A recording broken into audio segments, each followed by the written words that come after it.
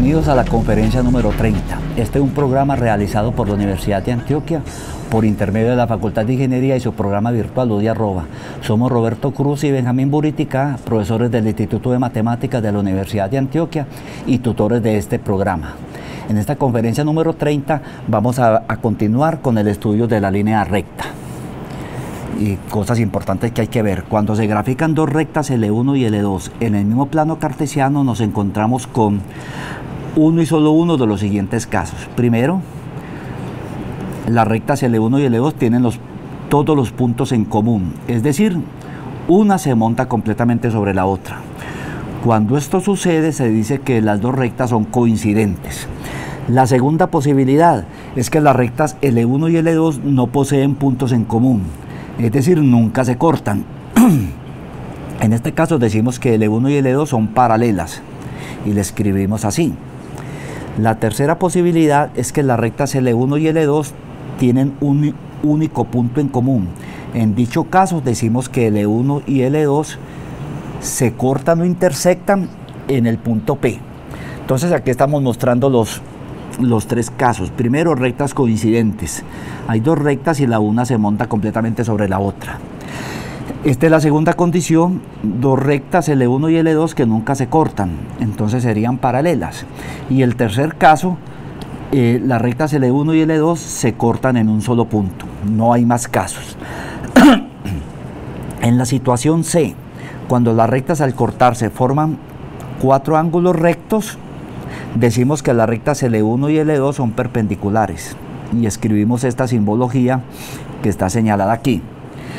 Gráficamente se acostumbra a usar un pequeño cuadrado para indicar la presencia del ángulo recto, tal como la tenemos acá. Voy a repintar, pero ahí ya estaba pues escrito, ¿cierto?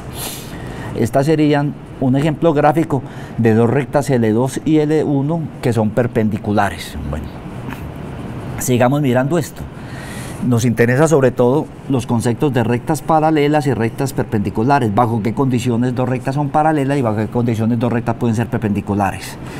Si dos rectas L1 y L2 son distintas y no verticales, con pendientes M1 y M2, acuerden que no pueden ser verticales porque en ese caso la pendiente no estaría definida.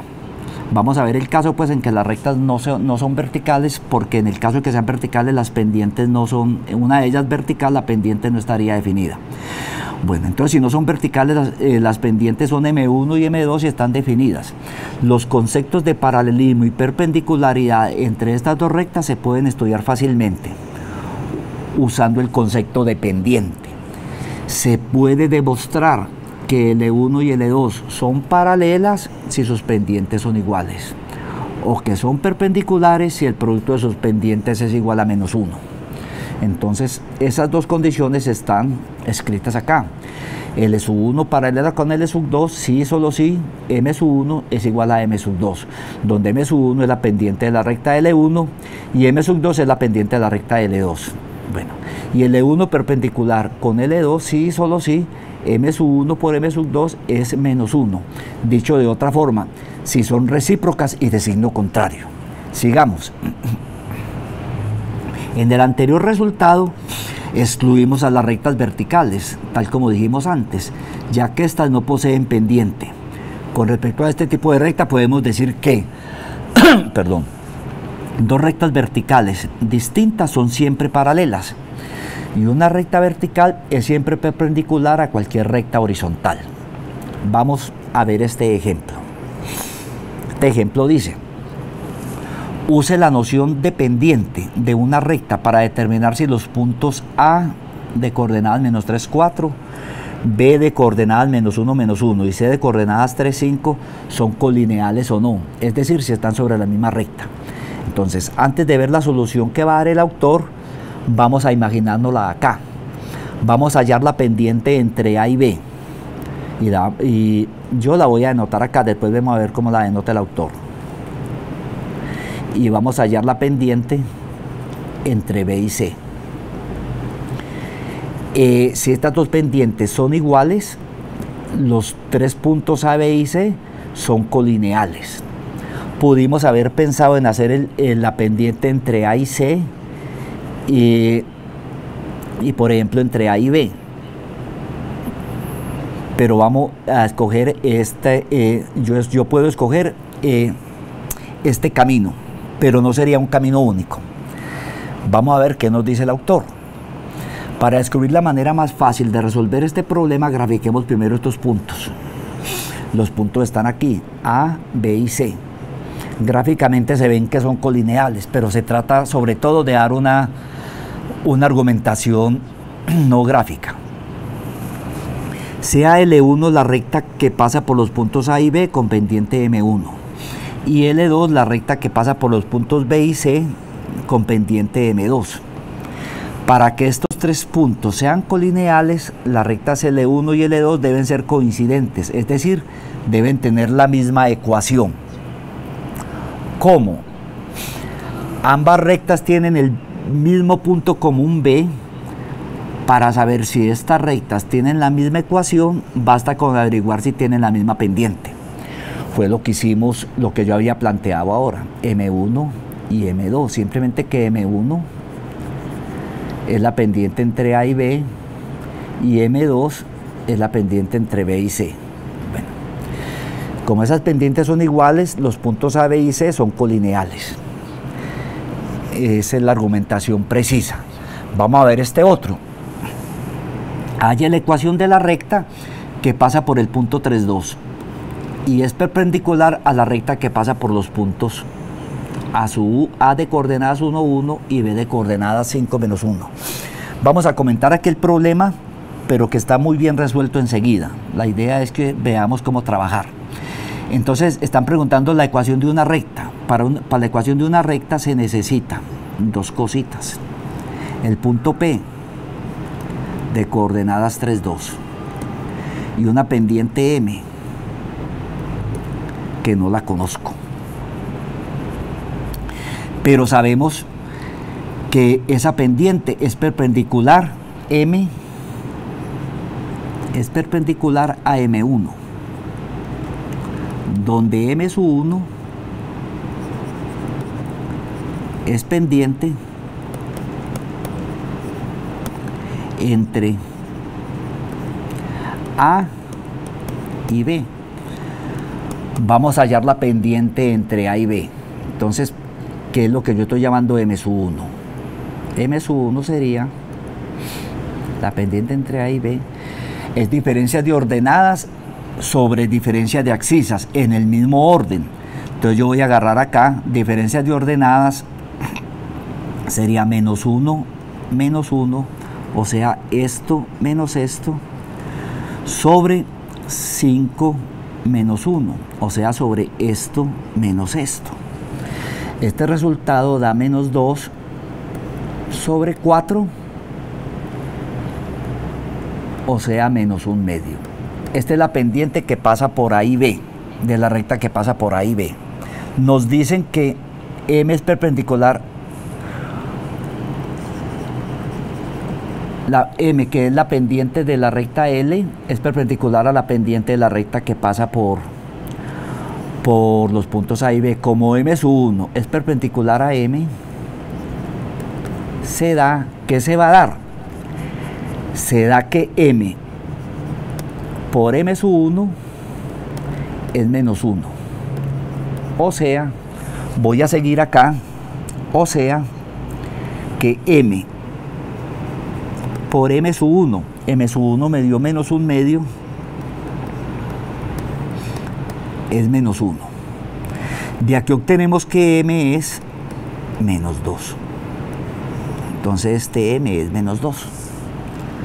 M es menos 2. Bueno, como les digo, estoy aquí resolviendo rápidamente este ejercicio. Ustedes después lo van a ver con cuidado más adelante. Entonces ya tenemos para esta recta L el punto P y su pendiente. Utilizamos la fórmula de punto pendiente, que me dice que Y menos Y sub 1 es M que multiplica X menos X sub 1. Esto es X sub 1 y esto es Y sub 1. Por tanto, tengo que Y menos Y sub 1, o sea, menos 2, es igual a M, que es menos 2, que multiplica x menos x1, que es menos 3. Por lo tanto, y menos 2 es menos 2x más 6. Por último, entonces y es igual a menos 2x. Este menos 2 pasa para acá sumando, más 6 daría 8. Esta es la ecuación de la recta pedida en su forma punto pendiente. En su forma general, que le pongo aquí las iniciales, forma general, la ecuación sería 2x más y menos 8 igual 0. Bueno. Este ejercicio, como les dije, está resuelto acá más adelante. Simplemente que quería aquí escribirlo porque es más fácil escribir que estar mostrando cómo se hacen las cosas. Entonces y es menos 2x más 8, o lo que es lo mismo, 2x más y menos 8 igual a 0. Miremos entonces la solución. Bueno, aquí tengo un errorcito. Como aquí es menos 1, con este menos aquí queda 2. Me excusan, aquí es 2. Cometimos un errorcito, pero para eso revisa uno los resultados. Por lo tanto aquí es 2, por lo tanto aquí es 2x y aquí haría menos 6. Bueno, por lo tanto es 12, esto es 2x y el menos 6 pasa para acá como, perdón, el menos 2 pasa como más 2 menos 6, más 2 menos 6 daría menos 4. Entonces revisemos 2x menos 6. Bueno, y por lo tanto el resultado sería 2x. Pasándolo para acá, menos y. Esto quedó feito aquí. Esto queda feito. 2x menos y menos 4 igual a 0. Paso este cosito aquí porque acuérdense que ahí tenía menos 1 medio, aquí menos 1, esto daría 2, no menos 2. Entonces y es igual a 2x menos 4, como les digo, y es igual a 2x menos 4. Ustedes revisan bien que el ejercicio pues está bien hecho, ya lo hicimos acá. Lo que pasa es que es mejor escribir como escribí yo que ver el ejercicio acá resuelto. Ustedes ya lo ven en la casa con más cuidado. Vamos a ver este otro ejemplo. Demuestre que los puntos del plano A igual a menos 3, 2 y B igual menos 1, 5 y C igual 5, 1 corresponden a un vértice de un triángulo rectángulo. Vamos a seguir el mismo método que seguimos anteriormente. Es decir, vamos a mostrar que dos de las pendientes entre estos tres puntos son recíprocas y de signo contrario. Es decir, vamos a sacar tres pendientes. Vamos a sacar la pendiente. Vamos a sacar la pendiente entre A y B. Vamos a sacar la pendiente. Vamos a sacar la pendiente entre A y C. Y vamos a sacar la pendiente entre B y C. Si A, B y C son los vértices de un triángulo rectángulo, el producto de alguna de estas tres pendientes, de una de ellas por las otras dos, debe ser menos 1. Entonces saquemos esta pendiente entre A y B. Vamos a decir que es diferencia de ordenadas sobre diferencia de abscisas entre A y B, en este orden. Entonces, ordenadas, 5 menos 2. Y entonces yo les voy a mostrar 5 menos 2 sobre menos 1 menos menos 3. Menos 1 menos menos 3. Este resultado me da acá 5 menos 2 da 3 y menos 1 menos menos 3, esto daría más 3. 3 menos 1 daría 2. La pendiente es 3 medios. Bueno, vamos a sacar enseguida la pendiente entre A y C. Borro aquí para seguir lo mismo. Entre A y C. Entonces, diferencias de ordenadas. 1 menos 2. Sobre diferencia de abscisas, 5 menos 3. Este resultado es menos 1 sobre 5 menos 3 sería 5 más 3, que es 8. Y enseguida, la pendiente entre B y C. Vuelvo a borrar aquí para volver a señalar. Sería diferencia de ordenadas 1 menos 5 sobre diferencias de abscisa 5 menos 1. 5 menos 1. Esto da menos 4 sobre 5 menos 1, 5 sextos. O sea, esto es menos 2 tercios. Bueno, vamos a multiplicar la pendiente entre A y B por la pendiente entre B y C, que es 3 medios por menos 2 tercios. Esto es menos 1. Quiere decir que el segmento AB, o sea, el segmento AB es perpendicular al segmento BC. ¿Por qué? Porque las pendientes son recíprocas y de signo contrario, o lo que es lo mismo, el producto de ellas es menos 1. Como vamos a ver aquí, es este punto. Ahí está la cosa gráfica, ¿cierto? Les mostré eso, vamos a ver la solución que da el autor. Debe ser muy similar a esta, no hay otra forma. En realidad, aquí están sacadas. Correcto. Bueno, vamos a ver enseguida la temática de vectores algebraicos. Tanto en física como en la vida cotidiana hay cantidades como la longitud, la masa, la densidad, el tiempo, el número de ladrillos necesarios para levantar una pared, etcétera, que quedan completamente determinadas por un número real, acompañadas de una unidad correspondiente, que son kilómetros o libras, etcétera. Nos referiremos a estas cantidades con el nombre de escalares. Por ejemplo, la estatura de una persona queda determinada si indicamos el número de unidades de longitud. La temperatura, pues por grados centígrados, por ejemplo. Bueno, sin embargo, si queremos mover un objeto muy pesado de un lugar a otro, debemos aplicar una fuerza sobre el mismo para desplazarlo. Notemos que no es suficiente con decir que aplicando una fuerza de 3 newtons sobre el objeto para desplazarlo, dicha fuerza queda determinada. Necesitamos la dirección en que se aplica la fuerza sobre el objeto. Así que hay cantidades como el desplazamiento, la velocidad, la aceleración, la fuerza, que se caracterizan por tener magnitud y dirección. A estas las llamamos cantidades vectoriales, y el concepto matemático para describirlo es el concepto de vector.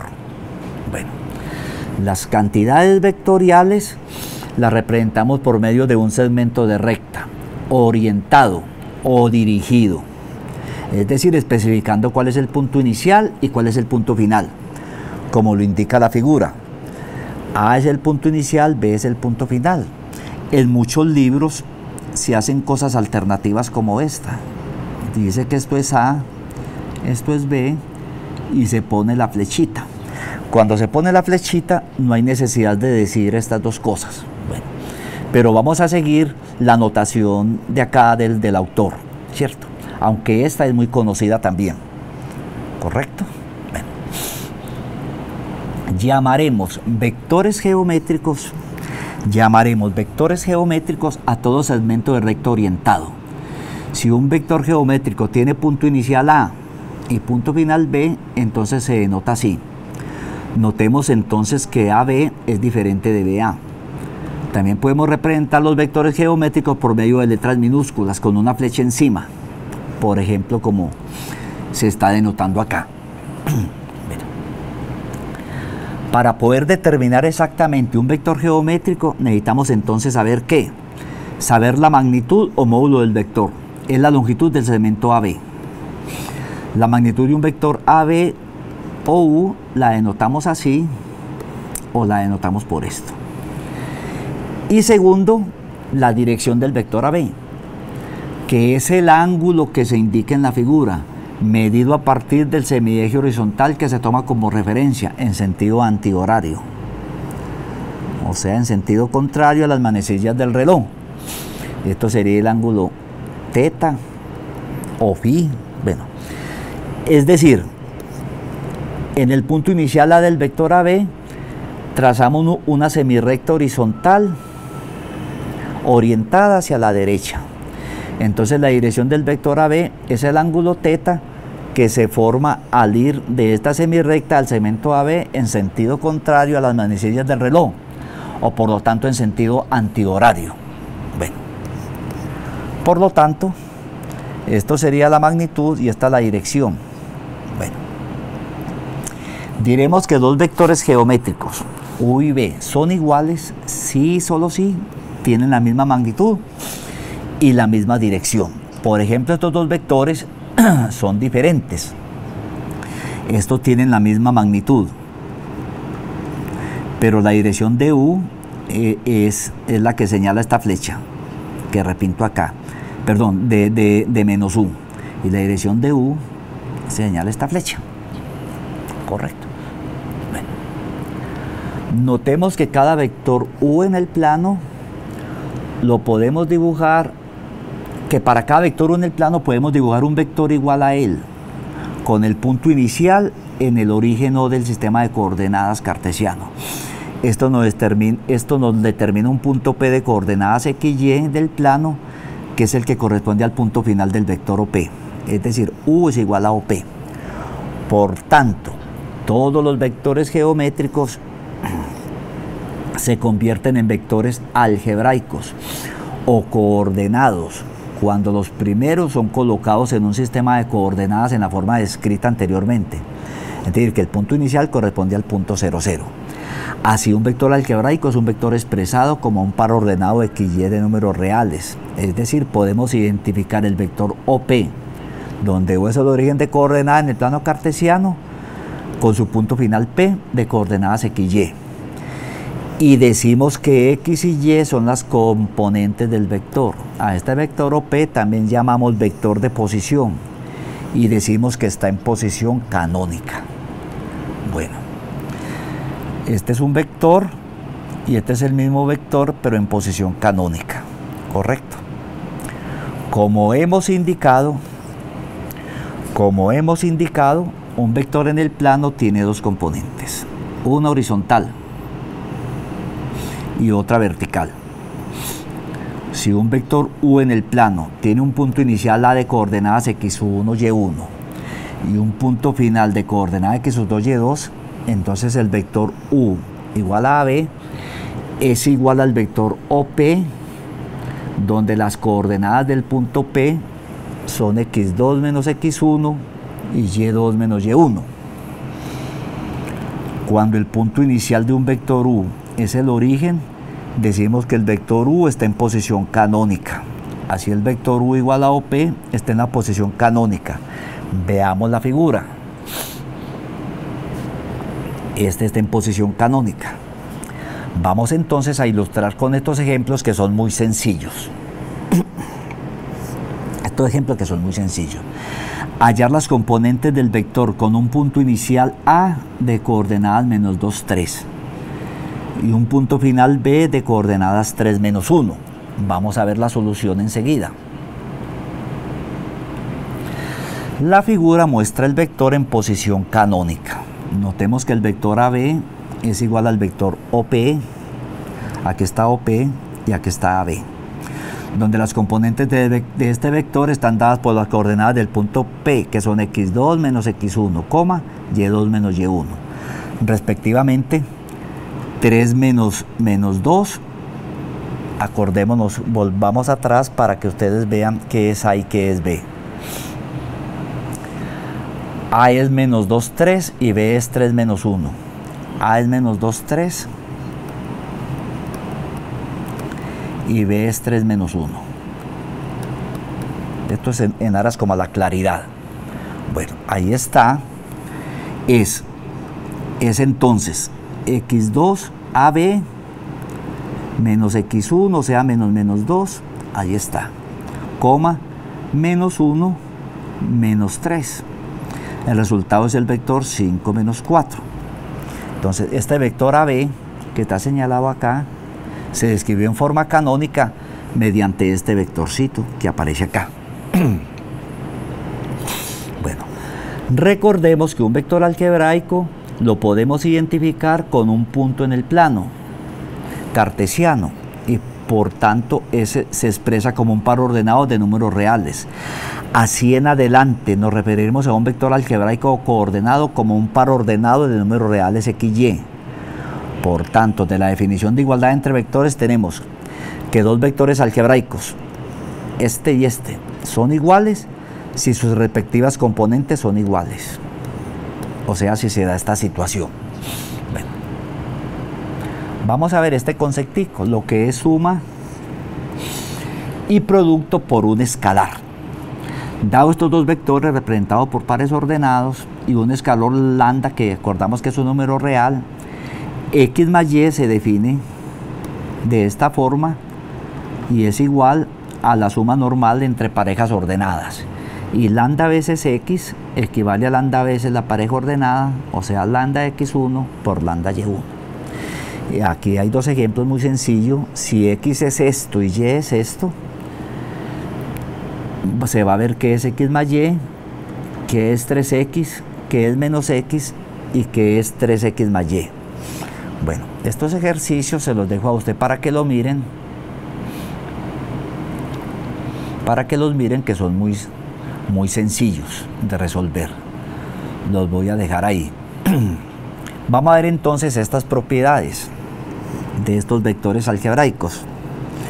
Si x, y, z son vectores de R2 y alfa y beta son escalares, se cumple que la suma es también de R2. La suma de vectores es conmutativa. La suma de vectores es asociativa. Existe un vector llamado el vector 0 que hace el papel de neutro. X más menos x sería el vector neutro, que se representa pues evidentemente 0 así se representa por 0, 0. 1 por x es x. Alfa por beta x es alfa beta por x. Este escalar distribuye respecto a la suma de dos vectores. Lo mismo que esta situación. Bueno, la diferencia de dos vectores pues es igual a la diferencia pues de ordenadas. Vamos a ver este ejemplo. Si x está representado por la pareja 2, 3 y y por la pareja 4 menos 1, pueden chequear que x menos y está dado por esta expresión menos esta expresión, que es esto, y eso corresponde a la pareja 6, 4. A ver, x menos y sería 2 menos 4. 2 menos 4. Menos 3 menos 1. Menos 3 menos 1. 2 menos 4 da 6 y menos 3 menos 1 da menos 4. Bueno, ya sabemos eso.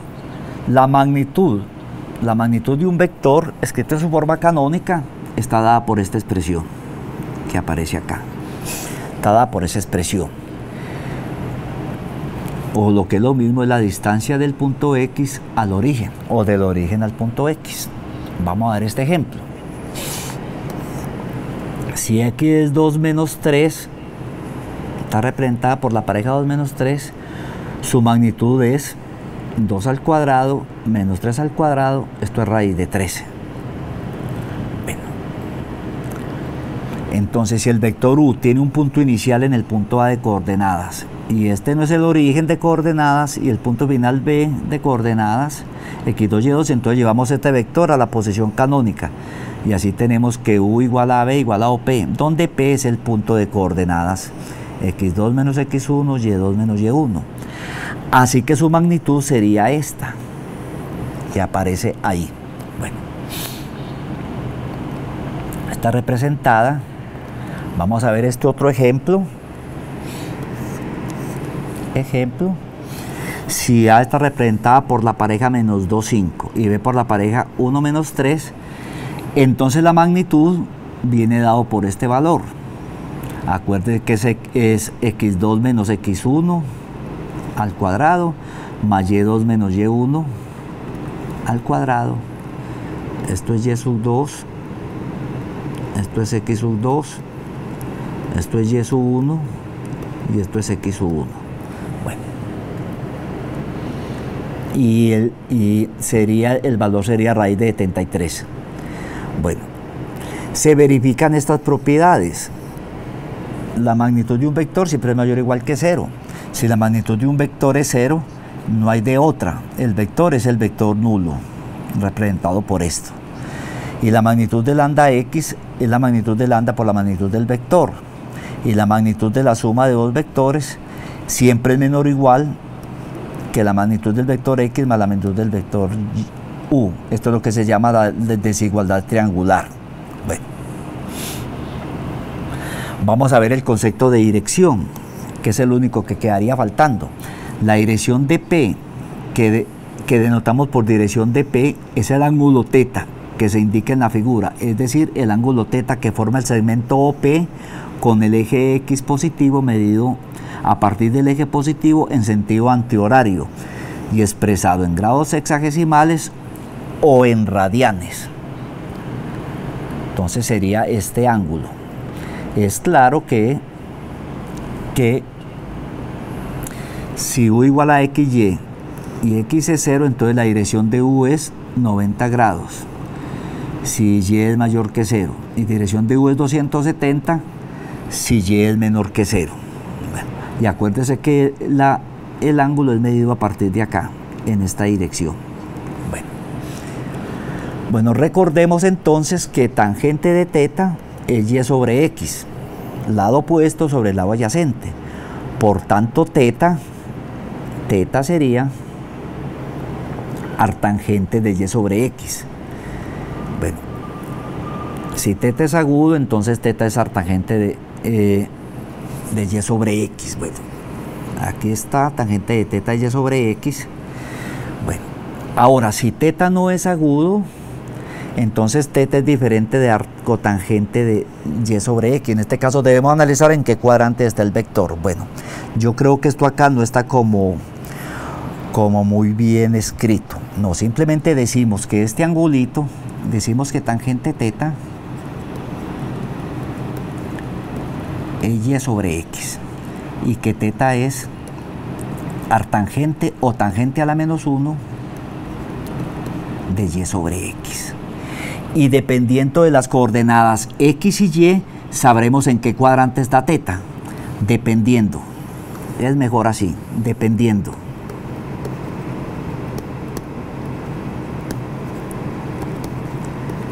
De X y Y, sabremos en qué cuadrante está el lado final del vector. Es decir, el punto XY puede estar en el primer cuadrante, en el segundo cuadrante, en el tercer cuadrante o en el cuarto cuadrante. Y de ahí podemos saber dónde está, a qué ángulo corresponde. Esto aquí me parece que lo tengo que revisar con cuidado, pero los ejemplos nos deben dar una razón. Halle la dirección del vector X igual a 1 menos 1. Miremoslo aquí. Vamos a trabajar aquí. 1 menos 1, acuérdense, X es 1 y Y igual menos 1. O sea, aquí hay un 1 y aquí hay un menos 1. O sea, el punto final es este es el punto P. Y esto va así. O sea que el ángulo θ es todo este. Θ. ¿Cierto?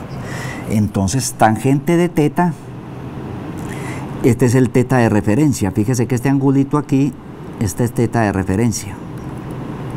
El teta de referencia, tangente de teta de referencia, es 1 sobre 1, que es 1. Pero está en el cuarto cuadrante. O sea que teta de referencia es pi cuartos.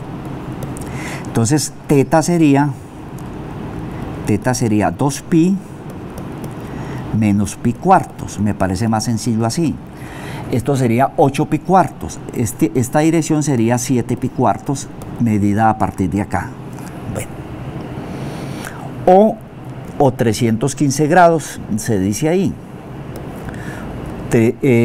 315 grados, es decir, aquí yo lo di en radianes. En grados sería teta, bueno, es pi cuartos o teta r igual 45 grados. Teta también entonces es 360 menos 45 grados, o sea que sería 315 grados. Entonces es más sencillo mirar a dónde está el punto final y ahí sabemos el cuadrante, hallar el ángulo de referencia. Y acuérdense que el ángulo de referencia es un ángulo agudo y por lo tanto la función tangente es positiva. Entonces, sin contar el signo, el valor del ángulo, el ángulo sería el mismo. Entonces después, utilizando teoría que vimos anteriormente, sabemos cuál sería el ángulo teta, escrito o en radianes o escrito en grados hexagesimales. Entonces es más sencillo trabajar acá que con el concepto, a mi parecer, con el concepto que se está dando acá. Sin embargo, ustedes son libres de escoger el método que más les parezca. Vamos a mirar entonces estos ejercicios para resolver. Miremos esto, calcule la ecuación de la recta que cumple estas condiciones. La primera, pasa por el punto 2 menos 2. Entonces me están diciendo, vamos a resolver la parte A. Pasa por el punto 2 menos 2. Me están preguntando por una recta L que pasa por el punto de coordenadas 2 menos 2. Y es perpendicular, L es perpendicular a 4x menos 8y igual a 1. Bueno, si es perpendicular, sus pendientes son recíprocas y de signo contrario. Entonces sea M la pendiente de L de la recta buscada.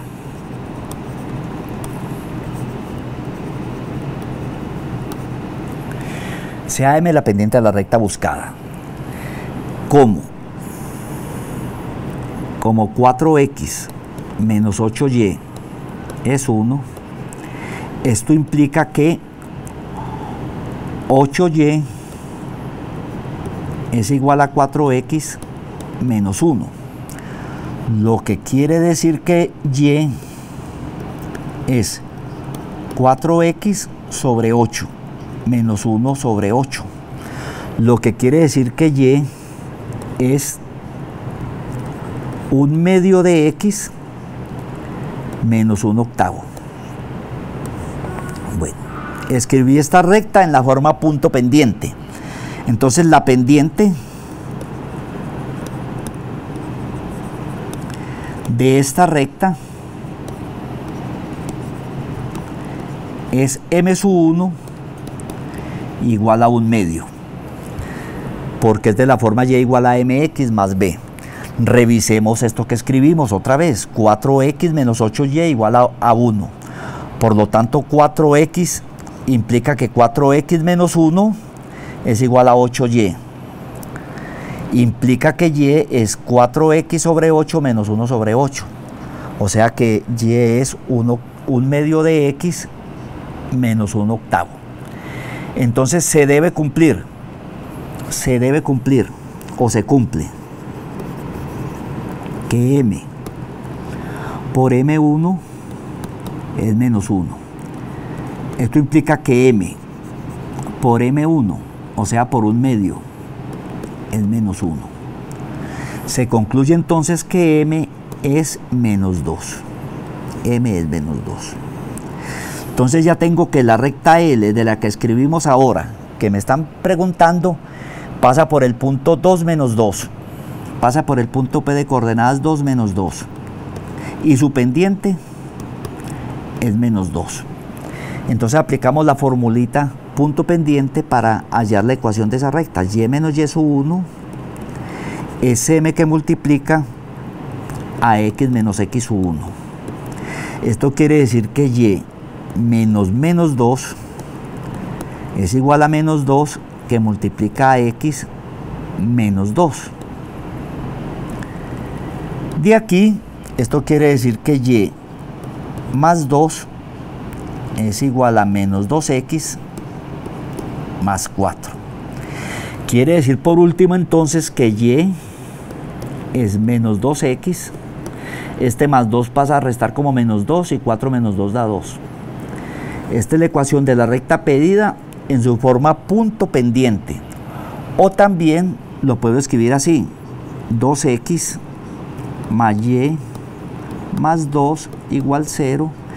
Esta es la ecuación de la recta en su forma general. Tratemos entonces de resolver este ejercicio. Demuestre que estos puntos A, B, C y D son los vértices de un triángulo, de un rectángulo. Vamos a hacer un bosquejo de esta situación. Aquí a mano alzada, el punto menos 3, 0. Vamos a tratar de dibujarlo aquí. Esto sería el punto A, menos 3, 0. El punto B de coordenadas menos 2, 2. Menos 2, 2 sería más o menos este puntico B, aquí. El punto de coordenadas menos 1, menos 1. Sería este puntico aquí, C. Y el punto de coordenadas 0, 1 sería D, sería este punto. Sería mostrar que estos 4 puntos, esto aquí está dibujado pues así muy irregularmente, que esto es un rectángulo. Gráficamente entonces habría que demostrar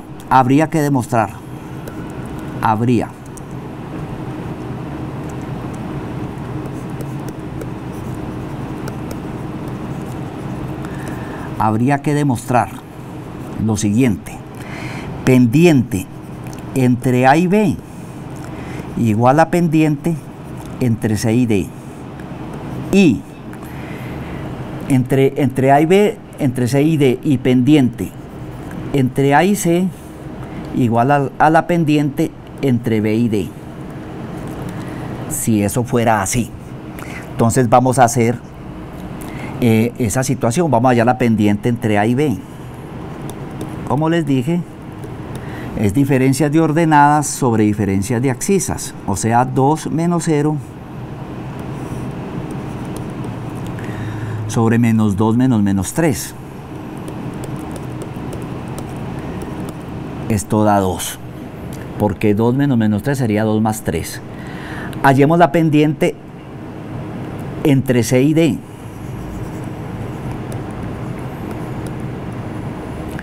Diferencias de ordenadas sobre diferencias de abscisas entre C y D.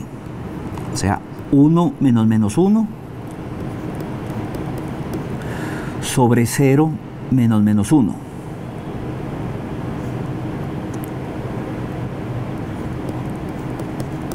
Es claro que esto también da 2.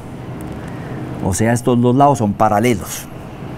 Este lado AB es paralelo al lado CD.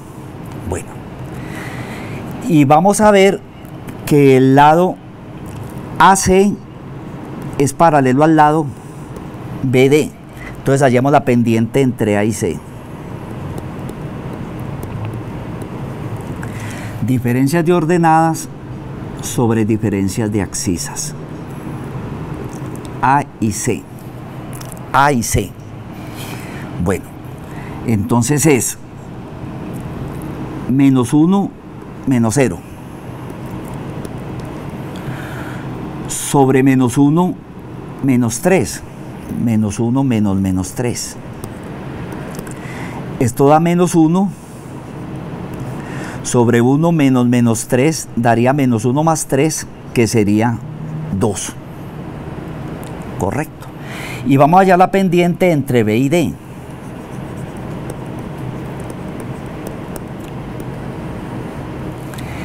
es diferencias de ordenadas sobre diferencias de abscisas, B y D. B y D. O sea, 1 menos 2. 1 menos 2. Sobre 0 menos menos 2. Es claro que esto da menos un medio. ¿Qué estoy concluyendo? Concluyo lo siguiente, que AB y CD son paralelos y que AC y BD también son paralelos, pero eso no es suficiente. Con estas cosas demostré que es un paralelogramo. Bueno, demuestro que es un rectángulo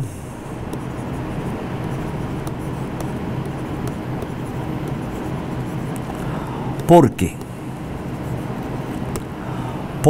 la pendiente entre A y C por la pendiente entre A y B es menos un medio por 2, que es menos 1. Esto implica que AC es perpendicular a AB. Y porque la pendiente entre B y D por la pendiente entre C y D es menos un medio por 2, que también es menos 1, lo que quiere decir que BD es perpendicular, y no escribamos CD sino DC. O sea que la situación que se está dando es la siguiente. La verdadera, pues, en el dibujo que hicimos va a ser la siguiente. AB y CD son paralelos. AB y CD son paralelos, sería esto. Y BD es paralelo, BD es perpendicular a DC. O sea, esto es perpendicular a este. Y AC perpendicular a AB, AC perpendicular a AB. La situación que se presenta es esto. Entonces, en realidad se trata de un rectángulo. Demostré primero que era un paralelogramo. Había que demostrar que esto era perpendicular porque hasta el comienzo solamente había demostrado cosas como estas. El hecho de que los lados fueran paralelos sería demostrar esta. Pero aquí esto no es rectángulo sino paralelogramos. Había que mostrar que esto era recto, que fue lo que hice acá. Lo mismo que esto, lo mismo que esto y lo mismo que esto. Con este ejercicio termina la conferencia número 30. Muchas gracias, muy amable.